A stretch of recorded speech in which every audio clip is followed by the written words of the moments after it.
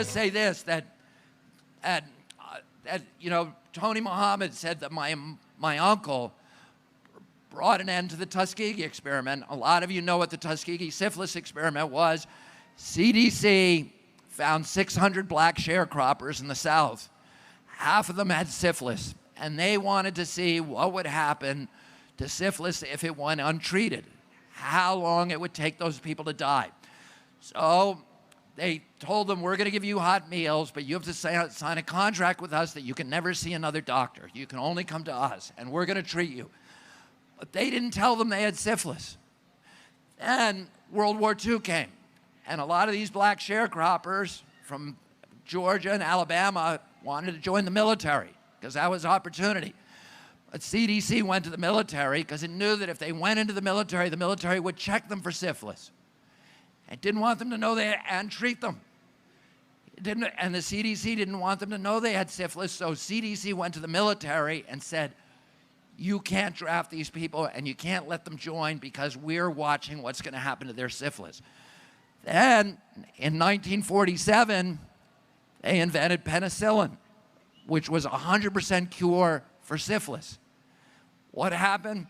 The CDC made sure that none of those black men got any penicillin, and for 30 more years they sat there and their wives died of syphilis because they weren't told, and their children died of syphilis because they weren't told.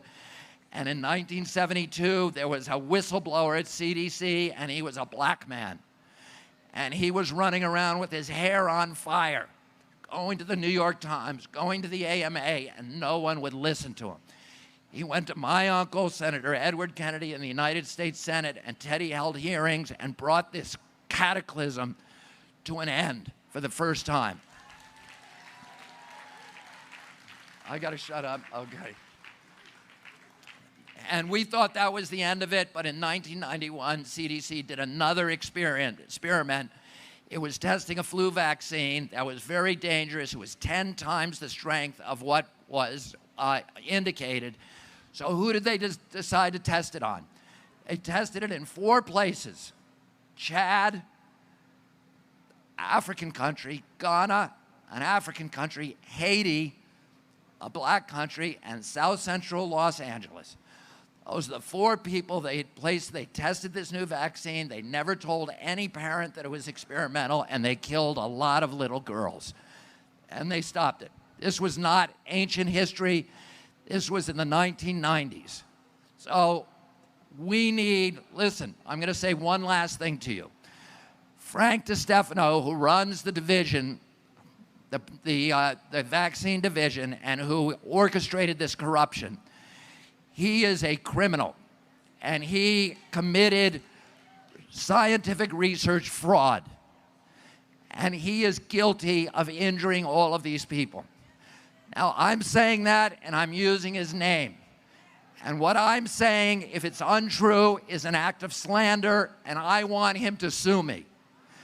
And if he didn't do it, he ought to sue me. He ought to file a suit this afternoon and enjoin me from ever saying that again. If somebody said that about me, I would sue them immediately. And I'm saying to you, Frank DeStefano, if you didn't poison these children, you need to sue me right now and shut me up, because what I'm saying to you is damaging to your career. So let's see what he does on Monday. Thank you all very much. Maybe God's not unfair. Maybe we're all his kids and he's up there. Maybe he loves us for all our races. Maybe he hates us for also racist. Maybe he sees us when we don't care. There's heaven right here, but it's hell over there. And maybe the meek will inherit this earth, cause it was written before, so everything changes. Cozy's announcing that Farmington Meadows has decided to move forward with the chairman of the government operations subcommittee of oversight and government qualities has agreed to hold a hearing for Dr. William Thompson to testify.